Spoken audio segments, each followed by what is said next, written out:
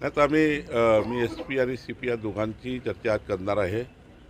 अशा प्रकारचे अमरावती शहरात, अमरावती ग्रामीणमध्ये जे अवैध व्यवसाय आहे, याबद्दलची मी आधीच भाष्य केलं होतं निवडणुकीच्या काळात, की अमरावतीमध्ये मजबूत CCTV सर्व्हिलन्स आम्ही करणार आहोत.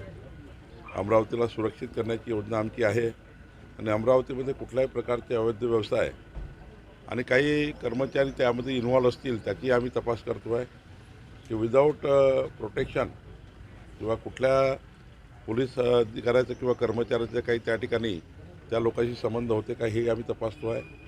कारण विदाऊट कोणाच्या नॉलेजमध्ये नसताना अशी कोणाची हिंमत होत नाही, ते आम्ही चेक करणार आहोत.